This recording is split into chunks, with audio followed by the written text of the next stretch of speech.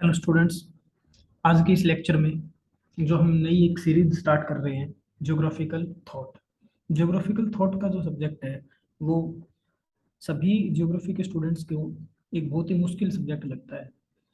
मुश्किल सब्जेक्ट लगने के पीछे कुछ रीज़न भी है, क्योंकि इस सब्जेक्ट के अंदर हम बेसिकली जो पढ़ते हैं वो क्या है कि किस प्रकार से ज्योग्राफी का जो एवोल्यूशन है एक सब्जेक्ट के तौर पे हुआ। एक जो लाइफ साइकिल ज्योग्राफी सब्जेक्ट का रहा है, जर्नी रही है, उसके बारे में हम इसमें स्टडी करते हैं। तो ये एक तरह का ज्योग्राफी की हिस्ट्री को बताता है कि किन किन लोगों ने किस तरह से ज्योग्राफी के अंदर अपना योगदान दिया और उसको एक सब्जेक्ट के तौर पे डेवलप करने में सहायता करी। तो इस सीरीज के अंदर हम मेनली जो बात करेंगे वो BA honours geography, BSc honours geography और एमएससी ज्योग्राफी का जो ज्योग्राफिकल थॉट का सिलेबस है उसके बारे में डिस्कस करेंगे। तो सिलेबस के अंदर कुछ मेन मेन जो टॉपिक्स हैं वो classification of knowledge, nature of geography, its place among sciences. इस फर्स्ट यूनिट के फर्स्ट टॉपिक से लेकर और last post modernism and geography, इस तरह का पूरा ये जो सिलेबस आपको दिखाई दे रहा है, इस सारे के अंदर हम इस सीरीज के अंदर इस सिलेबस को कंप्लीट करेंगे। अलग अलग चरणों से गुजरते हुए सिलेबस पूरा होगा। तो अब सबसे पहले ये जो सिलेबस है ये किन किन जगहों पर यूज होगा, जैसे जितनी भी स्टेट यूनिवर्सिटीज़ हैं उन सभी के अंदर लगभग यही सिलेबस रहता है। कुछ एक दो टॉपिक आगे पीछे हो सकते हैं या ऊपर नीचे हो सकते हैं, कहीं उसकी डिमांड कम मटेरियल की होती है, कहीं ज़्यादा की होती है। और ऐसा ही सेम मास्टर डिग्री के अंदर भी स्टेट और सेंट्रल यूनिवर्सिटीज़ में कॉमन सा सिलेबस रहता है। तो first topic classification of knowledge के साथ हम शुरू करेंगे। तो सबसे पहले बात आती है कि नॉलेज क्या होता है। नॉलेज का सीधा सा अगर हम फ्रैंकली कहें तो नॉलेज का मतलब कुछ ज़्यादा नहीं है। किसी भी नई चीज़ को जानना या समझना वो क्या कहलाता है? नॉलेज कहलाता है, ज्ञान कहलाता है। तो नॉलेज जो है वो क्यों जरूरी है? क्या होता है, हर आदमी के अंदर किसी भी चीज़ को जानने की एक जिज्ञासा होती है, क्यूरियोसिटी होती है। तो उस अपने क्यूरियोसिटी को शांत करने के लिए आदमी नॉलेज प्राप्त करता है, उसको नॉलेज की जरूरत होती है।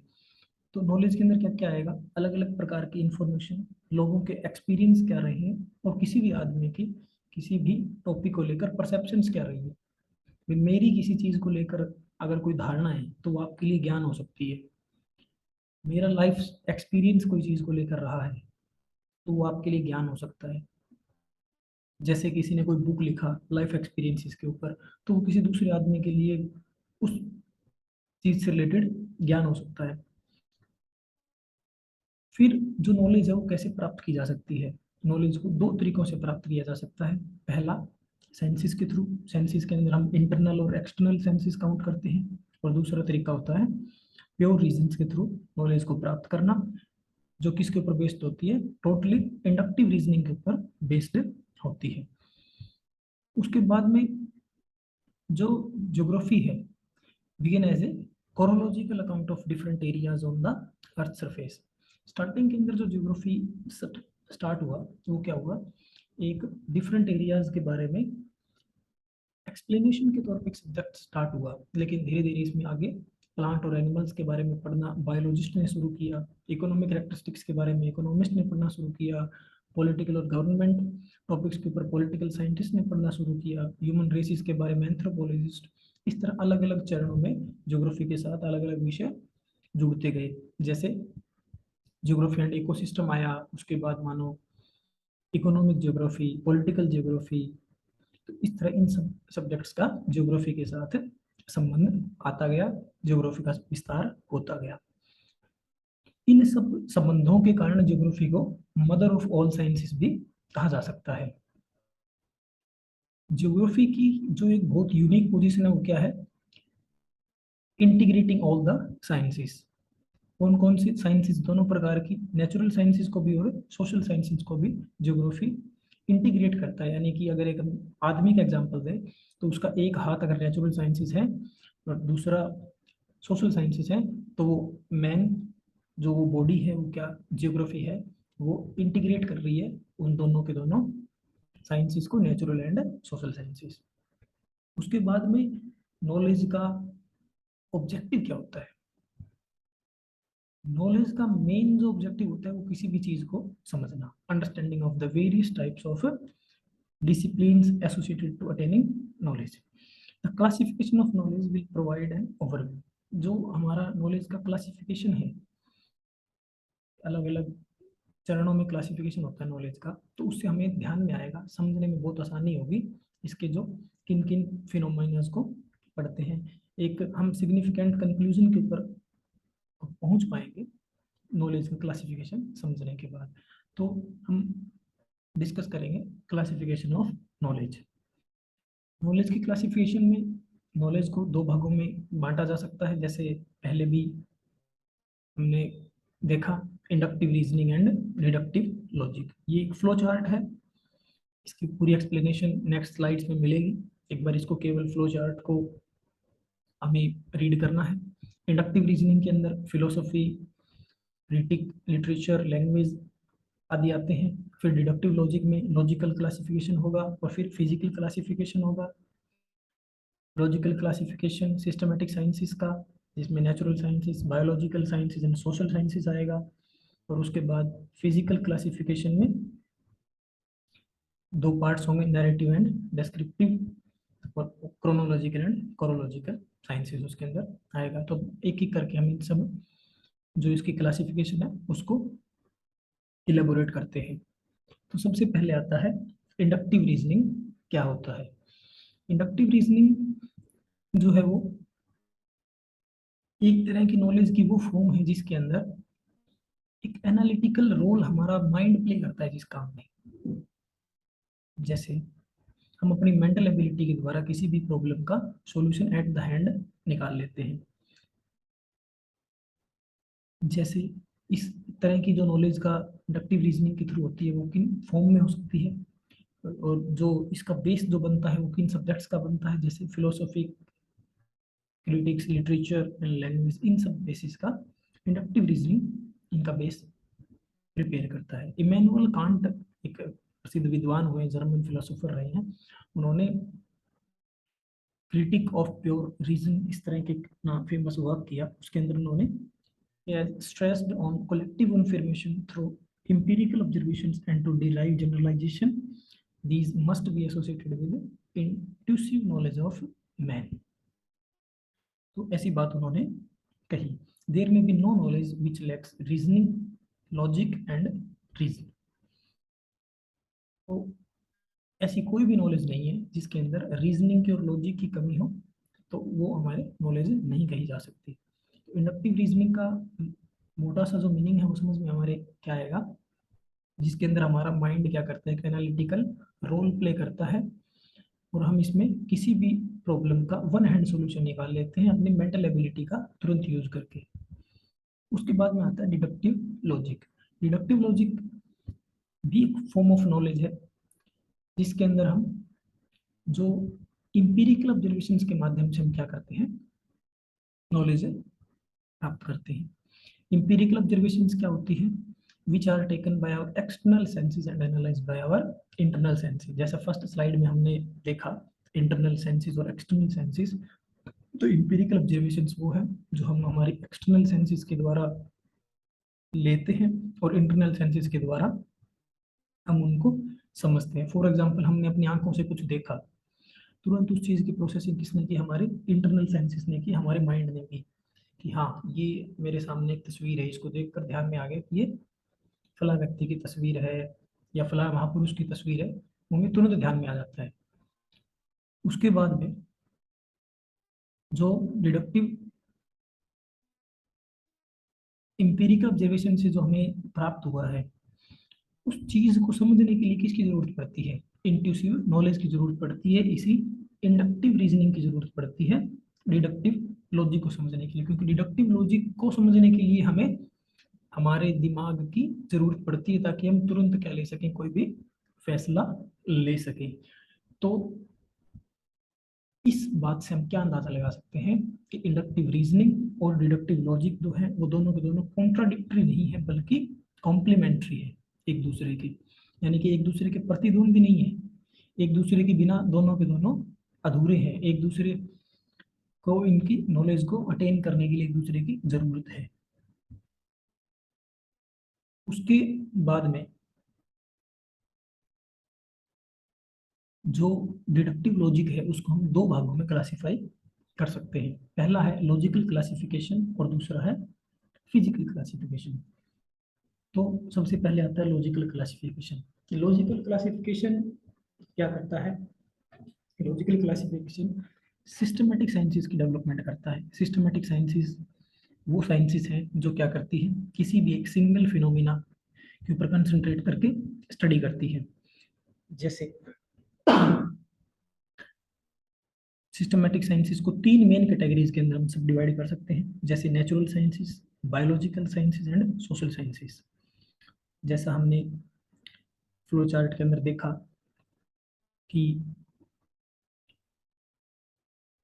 लॉजिकल साइंसेस को सिस्टमेटिक साइंसेस होती है लॉजिकल क्लासिफिकेशन में, जिनको तीन भागों में बांटा जा सकता है, natural sciences, biological sciences and social sciences. Natural sciences में क्या क्या आएगा? फिजिक्स, केमिस्ट्री, जियोलॉजी, मैथमेटिक्स, ये सब आ गए। उसके बाद में बायोलॉजिकल साइंसेस में biology, physiology, genetics, microbiology and social sciences में economics, sociology, political science, civics, ये सब सब्जेक्ट्स आएंगे। तो ये क्या है? लॉजिकल क्लासिफिकेशन है, सिस्टमेटिक साइंसेस के थ्रू होती है जिनकी डेवलपमेंट, और ये एक सिंगल फिनोमिना को स्टडी करती है।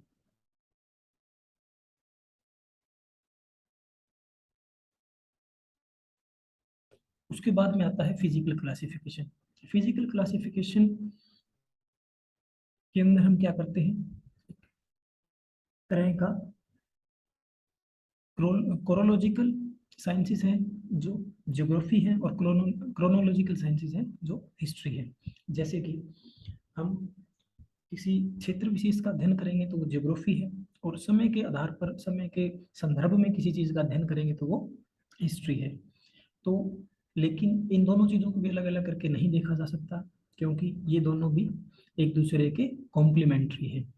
अगर हम किसी स्थान की ज्योग्राफी का अध्ययन कर रहे हैं तो उस स्थान की ज्योग्राफी के लिए हमें वहाँ के कालानुक्रम समय की भी आवश्यकता है। कुछ समय के अनुसार क्या क्या घटनाएं हुई, किस तरह क्लाइमेट चेंज हुआ, कितने सालों में हुआ, मौसम कैसे कैसे बदला, उन सब चीज़ों के बारे में भी जानकारी होना जरूरी होता है। तो हिस्ट्री एंड ज्योग्राफी, क्रोनोलॉजिकल जो साइंसेस हैं उनका फिजिकल क्लासिफिकेशन हमने देखा।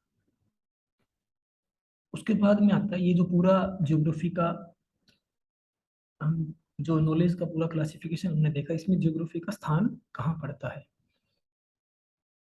ज्योग्राफी एक ऐसा डिसिप्लिन के तौर पे हम इसको कह सकते हैं जो किस कैटेगरी में आएगा, फिजिकल क्लासिफिकेशन की कैटेगरी में आएगा। लेकिन इसके साथ साथ हम एक चीज और भी कह सकते हैं कि इसने ज्योग्राफी ने क्या किया है, सब natural sciences and social sciences को एक प्लेटफॉर्म के ऊपर इंटीग्रेट करने का काम किया है। तो ये ज्योग्राफी का रील्म ऑफ नॉलेज के अंदर प्लेस है। उसके बाद में historical background of development of geography. Geography जो है किस प्रकार से एक सब्जेक्ट के तौर पर उभर कर आया, इसका जर्नी क्या रही है, लाइफ साइकिल क्या रहा है, तो उसके बारे में देखते हैं। तो सबसे पहले ज्योग्राफी का जो इतिहास है उसको हम ये मान सकते हैं कि जैसे ह्यूमन की सिविलाइजेशन की डेवलपमेंट हुई, उतना ही ज्योग्राफी का जो इतिहास है वो इतना पुराना है। लेकिन एक सब्जेक्ट के तौर पे ज्योग्राफी जो है वो 18वीं शताब्दी में, 18th सेंचुरी के अंदर स्टार्ट हुआ। उससे पहले इसको क्लासिफाई करने के लिए कोई ज़्यादा सीरियस अटेम्प्ट नहीं हुए। मेनली जो राइटर्स आए वो 17वीं और 18वीं शताब्दी के अंदर हुए, और उन्होंने भी साइंटिफिक इंटरेस्ट के तौर पर ज्योग्राफी को एक्सप्लेन करने का बहुत ज़्यादा प्रयास नहीं किया। लेकिन 18वीं शताब्दी के फर्स्ट हाफ में, सॉरी सेकंड हाफ के अंदर क्या हुआ, जो एक तरह का इसके अंदर सीरियस अटेम्प्ट डाले गए। अलेक्जेंडर वोन अम्होल्ट ने क्या किया, इस सब्जेक्ट को समराइज किया और ज्योग्राफी को तीन मेन पार्ट्स के अंदर डिवाइड करने का काम किया: solid rock geography, zoological geography and geography of plant. उसके बाद में आता है कि अर्थ हिस्ट्री जो है वो भी ज़्यादा क्लोज थी ज्योग्राफी की then with the nature study. The past state of the earth are to be clearly distinguished from geography. ये जो अर्थ हिस्ट्री जो सब्जेक्ट है ये ज्योग्राफी से एफिलेटेड तो है, उसके साथ अटैच तो है, लेकिन पूरा एक अर्थ का अध्ययन करना और ज्योग्राफी पढ़ना उन दोनों में थोड़ा सा डिफरेंट है। धीरे धीरे ज्योग्राफी का जो विस्तार हुआ उसके अंदर अलग अलग जो डेवलपमेंट्स हुई वो 20th सेंचुरीज के अंदर ज़्यादा मानी जाती है। Ecological point of view and the other new approaches इसके अंदर आते गई, जैसे क्वांटिटेटिव रेवोल्यूशन आया, radical and behavioural approach I, post modernism आया।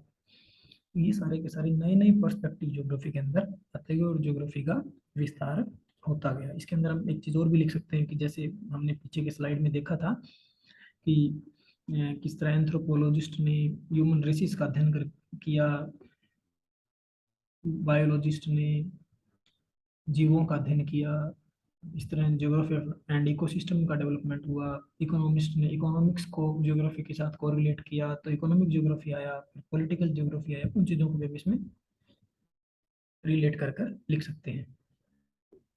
उसके बाद में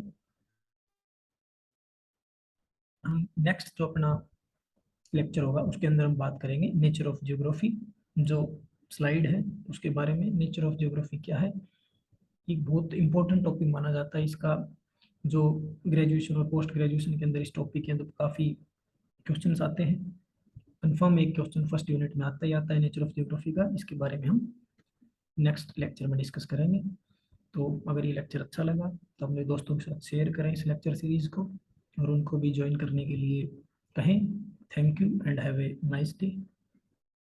अगले लेक्चर में आपसे मिलना होगा इसी आशा के साथ। Thank you.